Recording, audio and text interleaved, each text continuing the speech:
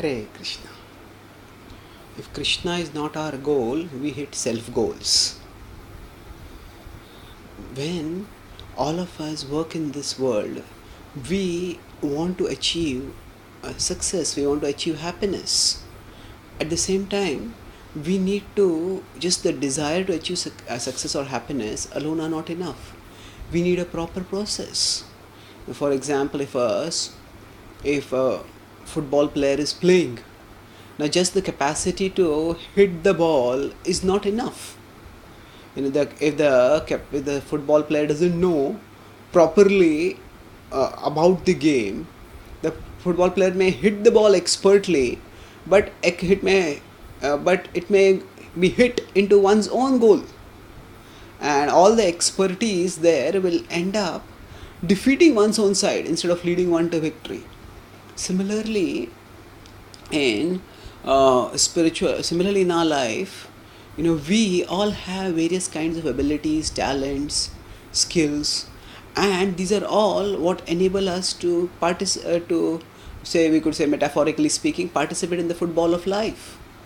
But unfortunately, we also have a factor within us that obscures us, that prevents us from pursuing higher truths, from pursuing our best interests, and that factor is the mind. The mind distorts and even perverts our perception, and thus makes us do things which are unbeneficial for us, things which are actually actually harmful for us. So this refers not just to, say, addictive habits, where people often use their intelligence, use their money, use their energy to, say, to consume substances that harm them. So consumption of harmful substances through self-defeating habits is nothing but a self-goal, where people are often using the money, the time, the energy which they could have used for constructive purposes, they are using it for self-defeating purposes. So the point here is that the important thing to notice is that this doesn't happen only to people who are doing self-defeating habits.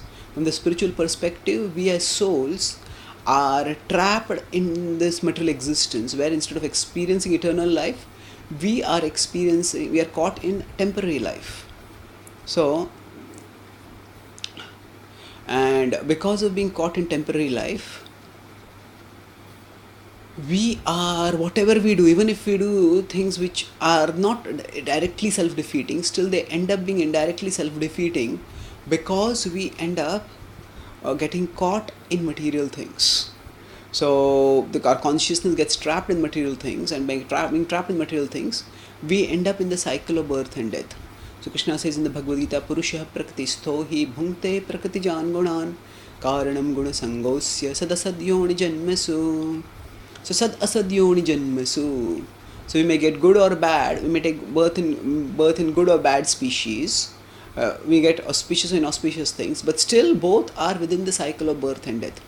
And that happens because when we are not making Krishna our goal, when we're not serving Him, loving Him, connecting with Him, then we don't get higher happiness. And in order to find happiness, we need to in order to find happiness, we need to move from higher, we look for lower things, and by looking for lower things, we get trapped in worldly existence.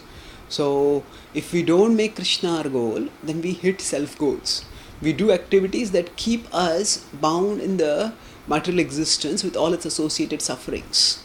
On the other hand, if we make Krishna our goal and strive to serve Him sincerely, then all our abilities, our time, our energy, they get positively utilized. Now, making Krishna our goal doesn't just mean direct devotional activities. It also means that through all the other activities that we do in our life, we move towards Krishna, and we strive towards attaining Krishna. And thus we actually, gradually, surely, inevitably, we attain Krishna. So what we need is this understanding that